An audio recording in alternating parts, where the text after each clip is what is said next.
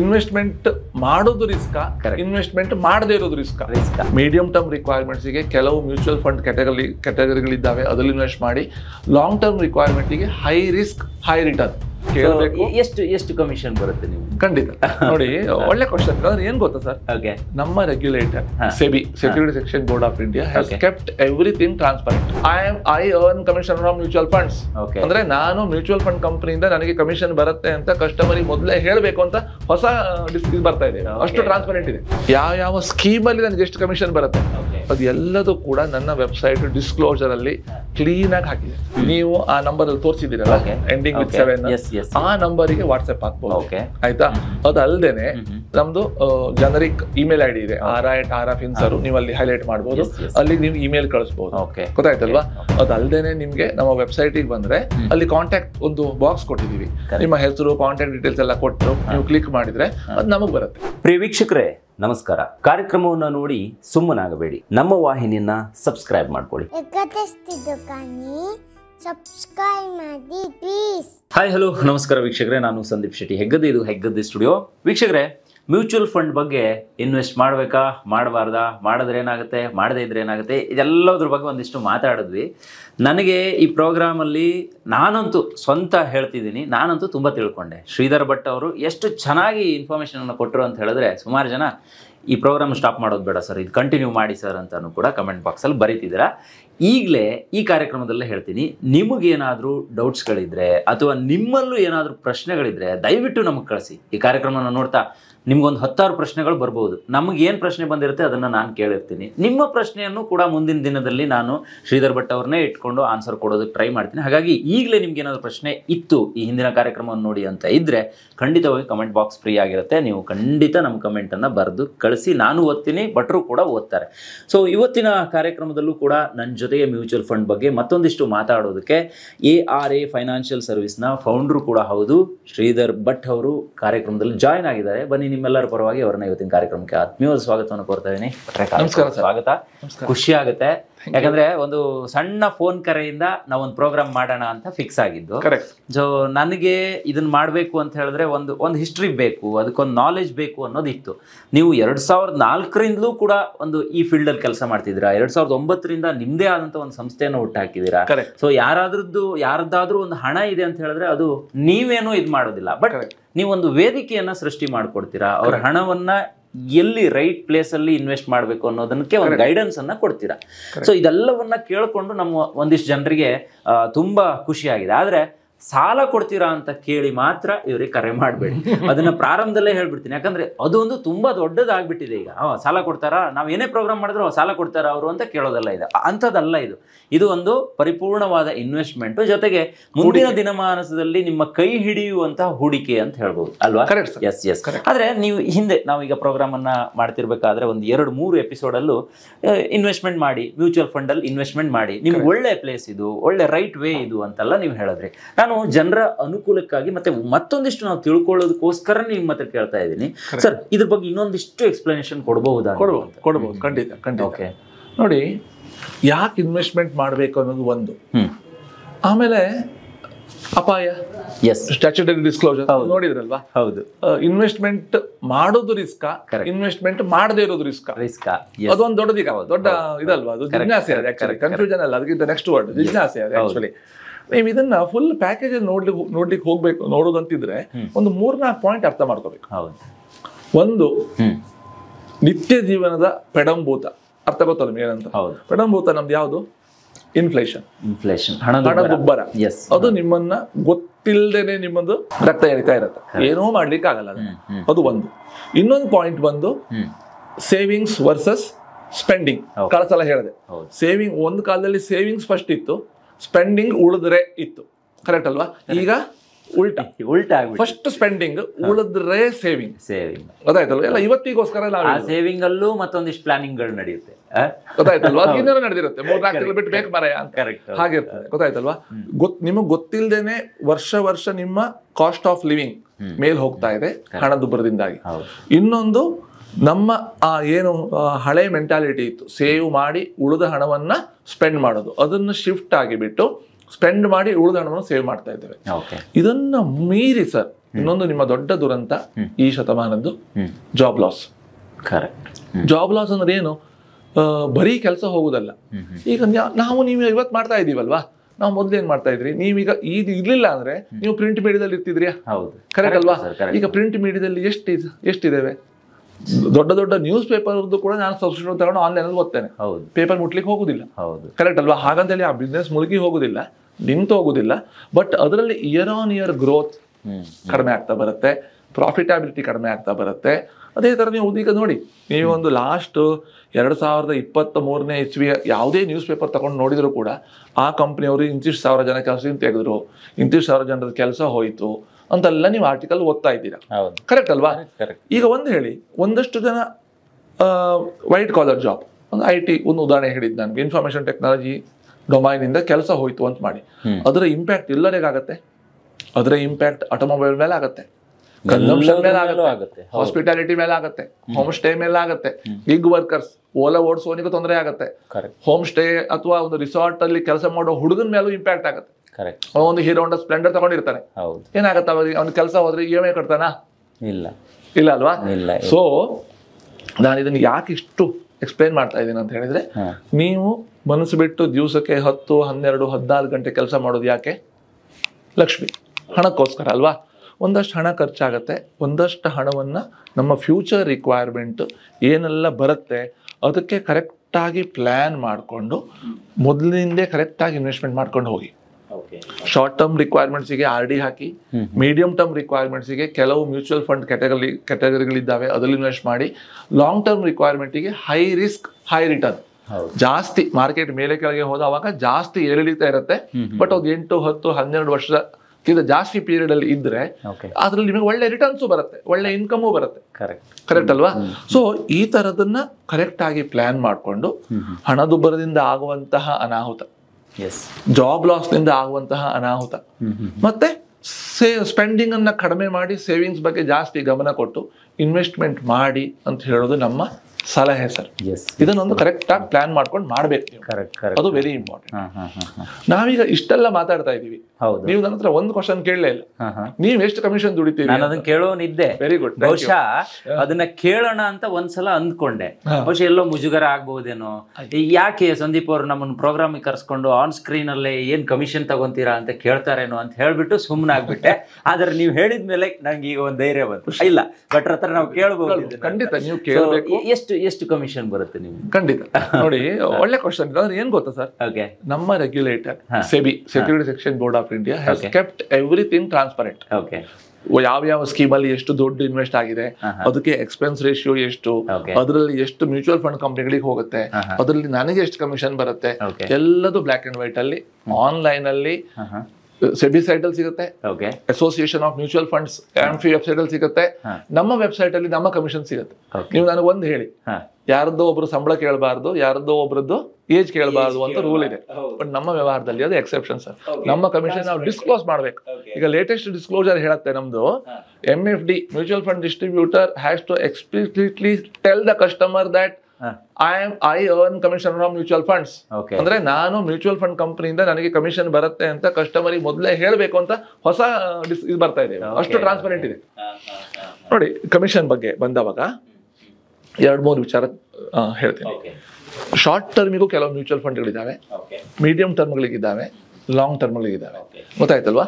Different category ಸ್ಕೀಮ್ಸಿಗೆ different expense ratio ಇರುತ್ತೆ. ಒಂದು ಮುಖ್ಯ ವಿಚಾರ, ನೀವು ಉದಾಹರಣೆಗೆ 1 ಲಕ್ಷ ರೂಪಾಯಿ ಇನ್ವೆಸ್ಟ್ ಮಾಡಿದ್ರಿ, ಎಷ್ಟೋ ಅಮೌಂಟ್ ಇನ್ವೆಸ್ಟ್ ಮಾಡಿದ್ರಿ, ಅದರಲ್ಲಿ ನನಗೆ ಅಪ್ ಫ್ರಂಟ್ ಕಮಿಷನ್ ಬರೋದಿಲ್ಲ. ನೀವು ಎಷ್ಟು ಹಣ ಇನ್ವೆಸ್ಟ್ ಮಾಡಿದಿರಿ ಅಷ್ಟು ಹಣ ಆ ಮ್ಯೂಚುವಲ್ ಫಂಡ್ ಸ್ಕೀಮ್ ಅಲ್ಲಿ ಗವರ್ಮೆಂಟಿಗೆ ಹೋಗ್ಬೇಕಾದಂತ ಒಂದು ಟ್ಯಾಕ್ಸ್ ಅಮೌಂಟ್ ಇರುತ್ತೆ, ಸಣ್ಣದು, ಅದು ವೆರಿ ಮಿನಿಮಲ್ ಅಮೌಂಟ್. ಅದು ಕಟ್ ಆಗಿ, ಅದು ನಿಮ್ಮ ಸ್ಟೇಟ್ಮೆಂಟ್ ಅಲ್ಲಿ ಬರುತ್ತೆ ಎಷ್ಟು ಹೋಗತ್ತಂತ, ಅದು ಕಟ್ ಆಗಿ ಉಳಿದ ಅಮೌಂಟ್ ನಿಮ್ಮ ಸ್ಟೇಟ್ಮೆಂಟ್ ಅಲ್ಲಿ ಬರುತ್ತೆ, ಇನ್ವೆಸ್ಟ್ ಆಗುತ್ತೆ. ಮ್ಯೂಚುವಲ್ ಫಂಡ್ ಕಂಪನಿಯವರು ಆನ್ಯುವಲ್ ಎಕ್ಸ್ಪೆಂಡಿಚರ್, ಒಂದು ಫಂಡ್ ಹ್ಯಾಂಡಲ್ ಮಾಡ್ಲಿಕ್ಕೆ ಇಂತಿಷ್ಟು ಚಾರ್ಜ್ ಅಂತ ಇರುತ್ತೆ. ಶಾರ್ಟ್ ಟರ್ಮ್ ಫಂಡ್ಸ್ ಗಳಿಗೆ ಆ ಎಕ್ಸ್ಪೆನ್ಸ್ ರೇಷಿಯೋ ಬೇರೆ, ಮೀಡಿಯಂ ಟರ್ಮ್ ಡೆಟ್ ಫಂಡ್ಸ್ ಗಳಿಗೆ ಬೇರೆ, ಲಾಂಗ್ ಟರ್ಮ್ ಈಕ್ವಿಟಿ ಫಂಡ್ಸ್ ಗಳಿಗೆ ಎಕ್ಸ್ಪೆನ್ಸ್ ರೇಷಿಯೋ ಬೇರೆ. ಅರ್ಥ ಆಯ್ತಲ್ವಾ? ಇದು ಒಂದು. ಇದ್ರ ಮೇಲೆ ಇನ್ನೊಂದಿದೆ, ಏನು ನಾನು ನಿಮ್ಗೆ ಮೊದಲೇ ಹೇಳಿದೆ, ಮ್ಯೂಚುವಲ್ ಫಂಡ್ ಇಂಡಸ್ಟ್ರಿ ಬಂದು ಒಂದು 50 ಲಕ್ಷ ಕೋಟಿ. ಕೆಲವೊಂದು ಸ್ಕೀಮ್ಗಳಲ್ಲಿ ಒಂದೊಂದು ಫಂಡೇ 20,000 ಕೋಟಿ 30,000 ಕೋಟಿಗಳಿದ್ದಾವೆ. ಅದು ಏನ್ ಮಾಡಿದೆ ಸೆಬಿ ಅಂತ ಹೇಳಿದ್ರೆ, bigger the size of the scheme, lower the expense ratio. Scheme size ದೊಡ್ಡದಾಗ್ತಾ ಹೋದಾಗೆ ಎಕ್ಸ್ಪೆನ್ಸ್ ರೇಷಿಯೋ ಕಡಿಮೆ ಆಗ್ತಾ ಬರುತ್ತೆ. ಆಯ್ತಾ? ಸೊ ಯಾವಾಗ ಎಕ್ಸ್ಪೆನ್ಸ್ ರೇಷಿಯೋ ಕಡಿಮೆ ಆಗುತ್ತೆ, ನನ್ನ ಕಮಿಷನ್ ಕೂಡ ಕಡಿಮೆ ಆಗುತ್ತೆ. ಒಂದು ಉದಾಹರಣೆ ತಗೊಳ್ಳಿ, ಒಂದು 20,000 ಕೋಟಿ ಒಂದು ಮ್ಯೂಚುವಲ್ ಫಂಡ್ ಸ್ಕೀಮ್ ಇದೆ ಅಂತ ಮಾಡಿ. ಆನ್ ಆನ್ ಎವರೇಜ್ ಅವನು ಆನ್ಯುವಲೈಸ್ಡ್ ₹1.75 ಅಂದ್ರೆ 1.75% ಎಕ್ಸ್ಪೆನ್ಸ್ ರೇಷಿಯೋ ಇರುತ್ತೆ. ಅದನ್ನ ಒಂದು ದಿವಸ ಕಟ್ ಮಾಡಿ ಬಿಡೋದಿಲ್ಲ. ಯಾಕಂದ್ರೆ ಮ್ಯೂಚುವಲ್ ಫಂಡ್ ಇದು NAV ಡೈಲಿ ಕ್ಯಾಲ್ಕುಲೇಟ್ ಆಗುತ್ತೆ, net asset value, face value daily calculate ಆಗುತ್ತೆ. ಸೊ 1.75% ಡಿವೈಡೆಡ್ ಬೈ 365, ಆ ಮ್ಯೂಚುವಲ್ ಫಂಡ್ ಏನು ಕಾರ್ಪಸ್ ಇದೆ ಆವತ್ತಿದು, ಅದರ ಮೇಲೆ 1.75% ಡಿವೈಡೆಡ್ ಬೈ 365, ಆವಾಗ ಪರ್ ಡೇ ಎಕ್ಸ್ಪೆನ್ಸಸ್ ಬಂತು. ಅದಕ್ಕೆ ಅಲ್ಲಿ ಹೋಗಿ ಅದು ನಿಮ್ಮ ಚಾರ್ಜಸ್. ಅದರಲ್ಲಿ ಒಂದು ಪೋರ್ಷನ್ ನನಗೆ ಕಮಿಷನ್ ಕೊಡ್ತಾರೆ. ಅಷ್ಟು ಟ್ರಾನ್ಸ್ಪರೆಂಟ್ ಇದೆ. ಯಾವ ಕ್ಯಾಟಗರಿ ಸ್ಕೀಮಲ್ಲಿ ನನಗೆ ಎಷ್ಟೆಷ್ಟು ಕಮಿಷನ್ ಬರುತ್ತೆ, ಯಾವ ಸ್ಕೀಮಲ್ಲಿ ನನಗೆ ಎಷ್ಟು ಕಮಿಷನ್ ಬರುತ್ತೆ, ಅದು ಎಲ್ಲದೂ ಕೂಡ ನನ್ನ ವೆಬ್ಸೈಟ್ ಡಿಸ್ಕ್ಲೋಜರ್ ಅಲ್ಲಿ ಕ್ಲೀನ್ ಆಗಿ ಹಾಕಿದೆ. ಓಕೆ ನೋಡಿ, ನಮ್ಗೆ ಇದೆಲ್ಲ ಗೊತ್ತೇ ಇಲ್ಲ. ನಿಮ್ಮಿಂದ ನಾವು ಇದನ್ನ ಕೇಳಿ ತಿಳ್ಕೊತಾ ಇದೀವಿ. ಈಗ ಸುಮಾರು ಜನರಿಗೆ ಈ ವಿಡಿಯೋಸ್ಗಳು ಇತ್ತೀಚೆಗೆ ನೋಡೋದು ಸ್ವಲ್ಪ ಅಲರ್ಜಿ ಆಗಬಹುದು. ಆದರೆ ಏನಾದರೂ ಇನ್ಫಾರ್ಮೇಶನ್ ಬೇಕು ಅಂತ ಹೇಳಿದ್ರೆ ನಾವು ಎಲ್ಲಿ ಹೋಗಿ ಇನ್ಫಾರ್ಮೇಶನ್ ಪಡ್ಕೋಬಹುದು, ನಮ್ಗೆ ಎಲ್ಲಿ ಓದೋಕೆ ಸಿಗುತ್ತೆ? ಅಂದ್ರೆ ಈಗ ಗೂಗಲಲ್ಲಿ ಸಿಗುತ್ತೆ ಅಂತ ನೀವು ಹೇಳ್ಬೋದು, ನಾನು ಹೇಳ್ತೀನಿ ಅದಕ್ಕೆ ಗೂಗಲಲ್ಲಿ ಸಿಗೋದು ಎಲ್ಲವೂ ಕೂಡ ಪ್ಲಸ್ ಕರೆಕ್ಟ್ ಆಗಿರೋ ಇನ್ಫಾರ್ಮೇಶನ್ ಅಂತ ನಾ ಹೇಳಲ್ಲ ಸರ್, ಅದರಲ್ಲೂ ಫಾಲ್ಸ್ ಇನ್ಫಾರ್ಮೇಶನ್ ಕೂಡ ಇರಬಹುದು. ಸೊ ರೈಟ್ ವೇ ಅಲ್ಲಿ ಕರೆಕ್ಟ್ ಆಗಿರೋ ಇನ್ಫಾರ್ಮೇಶನ್ ಸಿಗ್ಬೇಕು ಅಂದ್ರೆ ಎಲ್ಲೆಲ್ಲಿ ಸಿಗುತ್ತೆ ಸರ್, ಎಲ್ಲಿ ಓದ್ಬಹುದು ನಾವು? ನೋಡಿ, ನಿಮಗೆ ಇವತ್ತಿನ ದಿವಸದಲ್ಲಿ ಇನ್ವೆಸ್ಟ್ಮೆಂಟ್ಸ್, ಮ್ಯೂಚುವಲ್ ಫಂಡ್ಸ್, SIP ಅಂತೆಲ್ಲ ಒಂದಷ್ಟು ವರ್ಡ್ಸ್ ನೀವು ಹಾಕಿಬಿಟ್ರೆ ಓಕೆ ಎಷ್ಟು ಇನ್ಫಾರ್ಮೇಶನ್ ಬಂದ್ಬಿಡುತ್ತಂದ್ರೆ ಅರ್ಧ ಗಂಟೆ ನೀವು ನೆನಪು ಹೋಗುತ್ತೆ ನೀವು ಏನ್ ಹುಡುಕ್ತಾ ಇದ್ದೀರಾ ಅಂದ್ಬಿಟ್ಟು. ಹೌದು, ಅದು ದೊಡ್ಡ ಪ್ರಾಬ್ಲಮ್. ಗೂಗಲ್ ಯೂನಿವರ್ಸಿಟಿಯ ದೊಡ್ಡ problem. You should know what to ask, ಯಾವ ಕ್ವಶನ್ ಯಾವ ತರ ಕೇಳಬೇಕು ಅನ್ನೋದು ಫಸ್ಟ್ ನಿಮ್ಮ ಟೆಕ್ನಿಕ್ ಇರಬೇಕು. ಅದು ಇಲ್ಲದೆ ಏನಾದ್ರು ಹೊಡೆದ್ರೆ ಒಂದಷ್ಟು ಇನ್ಫಾರ್ಮೇಶನ್ ಬರುತ್ತೆ. ಇದನ್ನ ನೀವು ಬೇರೆ ಬೇರೆ ಕಡೆ ಓದ್ಬೋದು. ಮ್ಯೂನಿ ಕಂಟ್ರೋಲು, ವ್ಯಾಲ್ಯೂ ರಿಸರ್ಚ್ ಎಲ್ಲ ಕಡೆ ಇದೆ. ನಾವೇನ್ ಮಾಡಿದೀವಿ ಶೆಟ್ರೆ ಅಂತ ಹೇಳಿದ್ರೆ, ಈ ಇಂಡಸ್ಟ್ರಿ ಬಂದು 20 ವರ್ಷ ಆಯ್ತು, ಸ್ವಂತ ಮಾಡಿ 15 ವರ್ಷ ಆಯ್ತು. ಜನಸಾಮಾನ್ಯರ ಇನ್ನು ಕೇಳದೆ ಇರುವ ಕ್ವಶನ್ಸ್ ನಮ್ಮ ಹತ್ರ ಯಾವ್ದಿಲ್ಲ. ಅಷ್ಟು ಕ್ವಶನ್ಸ್ ಇದೊಂದು ನಮ್ಮ ಹತ್ರ ಒಂದು ಫುಲ್ ಲಿಸ್ಟೇ ಇದೆ. ನಾವೇನ್ ಮಾಡ್ತೋ ಅಂತ ಹೇಳಿದ್ರೆ, ಫಸ್ಟ್ ಈ ಕ್ವಶನ್ಗಳಿಗೆ ಸಂಬಂಧಪಟ್ಟ ಹಾಗೆ ಒಂದಷ್ಟು ಬ್ಲಾಗ್ಸ್ ಬರೀತು. ನಮ್ಮ ವೆಬ್ಸೈಟಿಗೆ ಹೋದ್ರೆ ಥಾಟ್ಸ್ ಅಂತ ಒಂದು ಹಾಕಿದೀವಿ, ಅದ್ರ ಕಡೆ ಎಲ್ಲ ಬ್ಲಾಗ್ಸ್ ಬರೆದಿದ್ವಿ. ಜನರ ಸಾಮಾನ್ಯರಿಗೆ ಬರುವಂತ ಕ್ವಶನ್ಸ್, ರಿಸ್ಕ್ ಅಂದ್ರೆ ಏನು, how to define risk, financial planning ಮಾಡೋದು ಹೇಗೆ, ಅಸೆಟ್ ನಿಮ್ಮ ಸಂಪನ್ಮೂಲಗಳನ್ನ ಬೇರೆ ಬೇರೆ ಕಡೆ ಸ್ಪ್ರೆಡ್ ಮಾಡೋದು ಹೇಗೆ, ಮ್ಯೂಚುವಲ್ ಫಂಡ್ಸ್ ಅಲ್ಲಿ ಇನ್ವೆಸ್ಟ್ ಮಾಡಿ ಹಣದಿಂದ ಹಣ ಮಾಡೋದು ಹೇಗೆ, ಒಂದಷ್ಟು ಬ್ಲಾಗ್ಸ್ ಬರ್ದಿದ್ದೀವಿ. ಅದಲ್ಲದೆ ಯೂಟ್ಯೂಬ್ ಚಾನಲ್ ಮಾಡ್ತೀವಿ. ಯೂಟ್ಯೂಬ್ ಚಾನಲ್ ಅಲ್ಲಿ ಮ್ಯೂಚುವಲ್ ಫಂಡ್ ಅಂದ್ರೆ ಏನು, SIP ಅಂದ್ರೆ ಏನು, ಹೈಬ್ರಿಡ್ ಫಂಡ್ ಅಂದ್ರೆ ಏನು, compounding, 8th wonder of the world, compounding ಏನು, ನೀವು ಇವತ್ತು ಮಾಡಬೇಕಾದ ಇನ್ವೆಸ್ಟ್ಮೆಂಟ್ ಅನ್ನ ಇನ್ನೊಂದು 5 ವರ್ಷ ಬಿಟ್ಟು ಸ್ಟಾರ್ಟ್ ಮಾಡಿದ್ರೆ ನಿಮಗೆ ಎಷ್ಟು ಅಪಾರ್ಚುನಿಟಿ ಲಾಸ್ ಆಯಿತು ಅದ್ರ ಬಗ್ಗೆ ವಿಡಿಯೋ ಮಾಡಿ ಹಾಕಿದೀವಿ. ಅದು ಸಾಲದಕ್ಕೆ ಈಗ ಇತ್ತೀಚೆಗೆ ಈಗ ದೊಡ್ಡ ಚಾಲೆಂಜ್ ಏನು, ಡಿಗ್ರಿ ಮುಗಿಸಿ ಬರ್ತಾರೆ, ಗ್ರಾಜುಯೇಷನ್ ಮುಗಿಸಿ ಬರ್ತಾರೆ, ಪೋಸ್ಟ್ ಗ್ರಾಜುಯೇಷನ್ ಮುಗಿಸಿ ಬರ್ತಾರೆ, 5-10 ವರ್ಷ ಹಿಂಗ್ ಇಟ್ಕೊಂಡು ಓದಿರ್ತಾರೆ. ಕಾಮನ್ ಸೆನ್ಸ್ ಕಾಮನ್ಲಿ ಮಿಸ್ಸಿಂಗ್ ಅಂತ ಹೇಳಲಿಕ್ಕೆ ಆಗಲ್ಲ, ಬಟ್ ಈ ಹಣದಿಂದ ಹಣ ಮಾಡೋದ್ರ ಬಗ್ಗೆ ಹೆಚ್ಚು ಮಾಹಿತಿ ಇರುವುದಿಲ್ಲ. ಅದು ಅಂತವರಿಗೋಸ್ಕರ ಒಂದು 14 ನಿಮಿಷದ 2 ವಿಡಿಯೋ ಮಾಡಿದೀವಿ. ಒಂದು ಹಿಂದಿಲಿದೆ, ಒಂದು ಇಂಗ್ಲಿಷ್ ಅಲ್ಲಿ ಇದೆ, ಅತಿ ಶೀಘ್ರದಲ್ಲಿ ಕನ್ನಡದಲ್ಲಿ ಬರುತ್ತೆ ಅನ್ಕೊಂಡಿದ್ದೀನಿ. ಇದು 2 ವಿಡಿಯೋದಲ್ಲಿ ನಾವು ಒಬ್ಬ ಫ್ರೆಶ್ ಡಿಗ್ರಿ ಆಗಿ ಬಂದವರು ಫಸ್ಟ್ ತಿಂಗಳು ಸಂಬಳ ಬಂದ ಕೂಡಲೇ ಯಾವ ತರ ಪ್ಲಾನ್ ಮಾಡ್ಬೇಕು ಅವ್ರ ಸಂಬಳವನ್ನ, ಗೊತ್ತಾಯ್ತಲ್ವಾ, ಅದ್ರ ಬಗ್ಗೆ ವಿಡಿಯೋ ಮಾಡಿ ಹಾಕಿದೀವಿ. ಇನ್ನೊಂದು ಏನು, ಈಗ ಈ ಬ್ಯುಸಿ ಪ್ರಪಂಚದ ಇನ್ನೊಂದು ಪ್ರಾಬ್ಲಮ್ ಏನ್ ಹೇಳಿ, ಮನೇಲಿ ಕೂತ್ಕೊಂಡು ಮಕ್ಕಳ ಹತ್ರ ಮಾತಾಡಿ ಟೈಮ್ ಇಲ್ಲ ನಮ್ಗೆ. ಮನೆಯಲ್ಲಿ ಹಣದ ಬಗ್ಗೆ ಡಿಸ್ಕಷನ್ ಇಲ್ಲ. ಚಿಕ್ಕ ಮಕ್ಕಳಿಗೆ ಒಂದು 8, 9, 10 ವರ್ಷದ ಮಕ್ಕಳ ಹತ್ರ ತಂದೆ ತಾಯಿ ಕೂತ್ಕೊಂಡು ಹಣದಿಂದ ಹಣ ಮಾಡೋದ್ರ ಬಗ್ಗೆ, ಇನ್ಫ್ಲೇಷನ್ ಬಗ್ಗೆ, ನೀಡ್ ವಾಂಟ್ ಮ್ಯಾಟ್ರಿಕ್ಸ್ ಬಗ್ಗೆ, ಪರ್ಚೇಸ್ ಅದನ್ನ ಮಾಡೋದು ಹೇಗೆ, ಅವಾಗ ಏನೆಲ್ಲ ಕ್ರೈಟೀರಿಯಾ ಇಟ್ಕೊಳ್ಬೇಕು, ಅದ್ರ ಬಗ್ಗೆ ಒಂದಷ್ಟು ವಿಡಿಯೋ ಮಾಡಿ ಹಾಕ್ತಾ ಇದೀವಿ. ಅದೆಲ್ಲ ಅಪ್ಲೋಡ್ ಆಗ್ತಾ ಇದೆ ನಿಧಾನ 1 by 1. ಸೊ ನಾವು ಏನ್ ಮಾಡಿದೀವಿ ಅಂದ್ರೆ, we haven't left anything blank. ಈಗ ಒಂದು ಮ್ಯಾರಿಡ್, ಮದುವೆ ಆಗಿದೆ, ಸಂಸಾರ ಸ್ಟಾರ್ಟ್ ಮಾಡ್ಬೇಕು, ಅವ್ರೀಗ ಯಾವ ತರ ಪ್ಲಾನ್ ಮಾಡ್ಬೇಕು, 24 ನಿಮಿಷದ 2 ವಿಡಿಯೋ ಇದೆ ಸರ್, ಇಂಗ್ಲಿಷ್ ಅಲ್ಲಿ ಇದೆ. ಅದನ್ನ ಅರ್ಥ ಮಾಡ್ಕೊಂಡ್ರೆ ಜನಸಾಮಾನ್ಯರಿಗೆಲ್ಲ ಅರ್ಥ ಆಗುವಾಗ ಮಾಡಿ. ಅದು ನಿಮ್ಮ ವಾಹಿನಿಯಲ್ಲೇ ಇದೆಯಾ? ನಮ್ಮ ವಾಹಿನಿಯಲ್ಲೇ ಇದೆ. ಖಂಡಿತ ಅದರ ಒಂದು ಲಿಂಕ್ ಅನ್ನ ನಾನು ಕೊಟ್ಟಿರ್ತೀನಿ ಸರ್. ಖಂಡಿತ ಅದನ್ನ ಜನ ನೋಡ್ಲೇಬೇಕು ಅಂತ ನಾನು ಅನ್ಕೊಂತೀನಿ. ಈ ವಿಡಿಯೋ ಡಿಸ್ಕ್ರಿಪ್ಷನ್ 24 ನಿಮಿಷದ 2 ವಿಡಿಯೋ ಮಾಡಿ ಹಾಕಿದೀವಿ, ವರ್ತ್ ಹಿಯರಿಂಗ್. ಅದು ದಯವಿಟ್ಟು ಎಲ್ಲ ಕೆಲಸ ಬದಿಗಿಟ್ಟು, ಅಂದ್ರೆ ಏನ್ ಗೊತ್ತಾ ಸರ್, ನಾವು ಒಂದು ವಿಡಿಯೋ ನೋಡುವಾಗ ಫಸ್ಟ್ ಅದು ಎಷ್ಟು ಟೈಮ್ ಇದೆ ನೋಡು, ಅದು 15 ನಿಮಿಷ ಜಾಸ್ತಿ ಇದ್ರೆ ಆಮೇಲೆ ನೋಡ್ತೀನಿ. Pending work is always pending, ಆಮೇಲೆ ಅಂತ ಬರುದೇ ಇಲ್ಲ. ಅದು ನಿಮಗದು ಅರ್ಜೆಂಟ್, ನನಗೆ ಹಣದಿಂದ ಹಣ ಮಾಡ್ಬೇಕು, ನಾನ್ ದುಡಿದ ಹಾಗೆ ನನ್ನ ಹಣ ದುಡಿಬೇಕು ಅನ್ನುವಂತ ಒಂದು ಮನಸ್ಥಿತಿ ನಿಮಗೆ ಬಂದ್ರೆ ಆ ಕೆಲಸ ನಿಮಗೆ ಪ್ರಯಾರಿಟಿ ಆಗತ್ತೆ. ಬೇರೆ ಯಾವ್ದೋ ಹೋಗಿ ಫೇಸ್ಬುಕ್ ಅದು ಇದು ನೋಡೋ ಬದಲು ಅರ್ಧ ಗಂಟೆ 2 ವಿಡಿಯೋ ನೋಡಿದ್ರೆ ನಿಮ್ಮ ಹಣ ನಿಮ್ಮ ಹಾಗೆ ದುಡಿದ್ರೆ ನಿಮ್ಮ ಫಿನಾನ್ಷಿಯಲ್ ಇಂಡಿಪೆಂಡೆನ್ಸ್ ಅಥವಾ ಆರ್ಥಿಕ ಸ್ವಾಯತ್ತೆ ಖಚಿತ ಕರೆಕ್ಟ್ ಆಗಿರುತ್ತೆ. ಸೊ ಎಲ್ಲಿ ಓದಬೇಕು ಅನ್ನೋದು ಕೂಡ ನಮ್ಮ ವೀಕ್ಷಕರಿಗೆ ಇವತ್ತಿನ ಕಾರ್ಯಕ್ರಮದಲ್ಲಿ ಗೊತ್ತಾಯ್ತು. ನನಗೆ ಅಂದ್ರೆ ನಾನು ವೈಯಕ್ತಿಕವಾಗಿ ಸುಮಾರು ವಿಚಾರಗಳನ್ನ ನಿಮ್ಮಿಂದ ಈ ಕಾರ್ಯಕ್ರಮದ ಮುಖಾಂತರ ತಿಳ್ಕೊಂಡೆ. ಬಹುಶಃ ನಮ್ಮ ವೀಕ್ಷಕರಿಗೂ ಅದು ಸಿಕ್ತು. ಇನ್ನೂ ಹೆಚ್ಚಿನ ಮಾಹಿತಿ ಬೇಕು ಅಂದ್ರೆ ನಿಮ್ಮ ಒಂದು ವಾಹಿನಿಯಲ್ಲೂ ಕೂಡ ಇದೆ, ನಿಮ್ಮ ಆರ್ಟಿಕಲ್ಸ್ ಗಳನ್ನು ಕೂಡ ಓದಬಹುದು. ಇವೆಲ್ಲದರ ಲಿಂಕ್ ನ ಜೊತೆಗೆ ನಿಮ್ಮ ನಂಬರ್ ಅನ್ನು ಕೂಡ ಕೊಟ್ಟಿರ್ತೀನಿ. ಸೊ ಈ ನಂಬರ್ ಅನ್ನ ಕೊಟ್ಟಾಗ ಎಲ್ಲರೂ ಕರೆ ಮಾಡಿದ್ರೆ ನಿಮ್ ಸ್ವೀಕಾರ ಮಾಡೋದು ಸ್ವಲ್ಪ ಕಷ್ಟ ಆಗ್ಬಹುದು. ಬಹುಶಃ ಅದಕ್ಕೋಸ್ಕರ ನಾನು ಹೇಳೋದು ವಾಟ್ಸ್ಆಪ್ ಅಲ್ಲಿ ಒಂದು ಮೆಸೇಜ್ ಹಾಕ್ಲಿ. ಹೌದು ನೋಡಿ, ನೀವು ಆ ನಂಬರ್ ಅಲ್ಲಿ ತೋರಿಸಿದಿರಲ್ಲ ಎಂಡಿಂಗ್ ವಿತ್ 7, ಆ ನಂಬರಿಗೆ ವಾಟ್ಸ್ಆಪ್ ಹಾಕ್ಬಹುದು. ಆಯ್ತಾ? ಅದಲ್ದೇನೆ ನಮ್ದು ಜನರಿಕ್ ಇಮೇಲ್ ಐಡಿ ಇದೆ, ara@ara.fin ನೀವು ಅಲ್ಲಿ ಹೈಲೈಟ್ ಮಾಡಬಹುದು, ಅಲ್ಲಿ ನೀವು ಇಮೇಲ್ ಕಳಿಸಬಹುದು. ಗೊತ್ತಾಯ್ತಲ್ವಾ? ಅದಲ್ದೇನೆ ನಿಮ್ಗೆ ನಮ್ಮ ವೆಬ್ಸೈಟ್ ಬಂದ್ರೆ ಅಲ್ಲಿ ಕಾಂಟ್ಯಾಕ್ಟ್ ಒಂದು ಬಾಕ್ಸ್ ಕೊಟ್ಟಿದೀವಿ. ನಿಮ್ಮ ಹೆಸರು, ಕಾಂಟ್ಯಾಕ್ಟ್ ಡೀಟೇಲ್ಸ್ ಎಲ್ಲ ಕೊಟ್ಟು ನೀವು ಕ್ಲಿಕ್ ಮಾಡಿದ್ರೆ ಅದು ನಮಗ್ ಬರುತ್ತೆ. As simple. ನೀವು ಇಮೇಲ್ ಮಾಡಬಹುದು, ವೆಬ್ಸೈಟ್ ಹೋಗ್ಬಹುದು, ವಾಟ್ಸ್ಆಪ್ ಹಾಕ್ಬಹುದು. ಲೋನ್ ಒಂದು ಕೇಳ್ಬೇಡಿ, ನಾವು ಲೋನ್ ಅವರಲ್ಲ. ಆಯ್ತಲ್ವಾ? ಇನ್ವೆಸ್ಟ್ಮೆಂಟ್ ಮಾಡಿ, ಹಣದಿಂದ ಹಣ ಮಾಡಿ, ಲಾಂಗ್ ಟರ್ಮ್ ಅಲ್ಲಿ ಹಣದಿಂದ ಹಣ ಮಾಡ್ಲಿಕ್ಕೆ ಮ್ಯೂಚುವಲ್ ಫಂಡ್ ಒಂದು ಒಳ್ಳೆಯ ವೆಹಿಕಲ್. ಅರ್ಥ ಮಾಡ್ಕೊಳ್ಳಿ, ಮಾರ್ಕೆಟ್ ಮೇಲೆ ಕೆಳಗೆ ಹೋಗಿಯೇ ಹೋಗುತ್ತೆ, ರಿಯಾಕ್ಟ್ ಮಾಡೋ ಅವಶ್ಯಕತೆ ಇಲ್ಲ. ರಿಸ್ಕ್ ಅನ್ನ ಡಿಫೈನ್ ಮಾಡಿ ಪ್ಲಾನಿಂಗ್ ಮಾಡಿ ಇನ್ವೆಸ್ಟ್ಮೆಂಟ್ ಮಾಡಿ. ಎಷ್ಟೊಂದು ದಾರಿಗಳಿದೆ ನೋಡಿ, ಇವರನ್ನ ಮೀಟ್ ಆಗಬೇಕು ಅಥವಾ ಇವ್ರ ಹತ್ರ ಮಾತಾಡಬೇಕು ಅಂತ ಹೇಳಿದ್ರೆ ಇಷ್ಟೊಂದು ದಾರಿಗಳಿದೆ. ಸೊ ಯಾರಾದರೂ ಮ್ಯೂಚುವಲ್ ಫಂಡಲ್ಲಿ ಇನ್ವೆಸ್ಟ್ಮೆಂಟ್ ಮಾಡಬೇಕು ಅನ್ನೋರಿದ್ರೆ ಸರಿಯಾದ ಮಾರ್ಗದರ್ಶನವನ್ನು ತಗೊಂಡು, ಅಂದರೆ ಭಟ್ರಂಥವ್ರು ಸಿಕ್ಕರೆ ಬಹಳ ಈಸಿ ಆಗುತ್ತೆ ಅಂತ ನಾನು ಅನ್ಕೊತೀನಿ. ಅಂಥವರ ಮಾರ್ಗದರ್ಶನವನ್ನು ತಗೊಂಡೇ ಇನ್ವೆಸ್ಟ್ಮೆಂಟ್ ಮಾಡಿ ಅಂತ ಹೇಳೋಕೆ ಇಷ್ಟಪಡ್ತೀನಿ. ಬಹುಶಃ ನಿಮಗೆ ಬಿಡುವಿತ್ತೋ ಇಲ್ಲೋ ಗೊತ್ತಿಲ್ಲ, ಆದರೂ ನಮ್ಮ ಕಾರ್ಯಕ್ರಮದಲ್ಲಿ ಭಾಗಿಯಾಗಬೇಕು ಅಂತ ಹೇಳಿದ್ರೆ ನೀವು ಬಂದ್ರಿ, ತುಂಬ ದೂರದಿಂದ ಬಂದು ನಮ್ಮ ಕಾರ್ಯಕ್ರಮದಲ್ಲಿ ಒಂದಿಷ್ಟು ಗಂಟೆಗಳ ಕಾಲ ಮಾತಾಡಿದ್ರಿ. ನಮಗಂತೂ ತುಂಬಾ ಖುಷಿ ಆಯ್ತು. ಸೊ ನಿಮ್ಗೆ ಏನು ಅನಿಸ್ತು ಸರ್ ನಮ್ಮ ಕಾರ್ಯಕ್ರಮದಲ್ಲಿ ಭಾಗವಹಿಸಿ? ನೋಡಿ, ಇದು ನಾನು ನಿಮ್ ಬಗ್ಗೆ ಅಲ್ಲಿ ಇಲ್ಲಿ ಕೇಳಿ ತಿಳ್ಕೊಂಡಿದ್ದೆ, ನೋಡ್ದೆ, ನಮ್ಮೂರ್ನವ್ರೆ ಒಂದು. ಆಮೇಲೆ ನಿಮ್ದು ಇಂಟೆನ್ಷನ್ ಚೆನ್ನಾಗಿದೆ. You don't have any extreme interest of making too much of money by doing this, right? ಏನೋ ಒಂದು ಸಣ್ಣ ಇನ್ಕಮ್ ಬರುತ್ತೆ, ಅದ್ರಲ್ಲಿ ನೀವು ನಿಮ್ ಜೀವನ ಕಳೀತಾ ಇದ್ದೀರಿ. ಬಟ್ ನಿಮ್ಮ ಇಂಟೆನ್ಷನ್ ಚೆನ್ನಾಗಿದೆ. ತುಂಬಾ ಜನ ಕೇಳ್ತಾರೆ, ಕೆಲವರು ಯೂಸ್ ಮಾಡ್ಕೊಳ್ತಾರೆ, ಕೆಲವರು ಇದ್ದಲ್ಲ ನಾಳೆ ಅಲ್ಲಿ ಯಾರಪ್ಪ ಅದ್ಯಾರೋ ಇದ್ರಲ್ಲ ಅವ್ರದ್ದು ಹೆಲ್ಪ್ ತಗೊಂಡು ಹೋಗ್ತಾರೆ. ಸ್ಲೋಲಿ ಪಿಕಪ್ ಆಗುತ್ತೆ.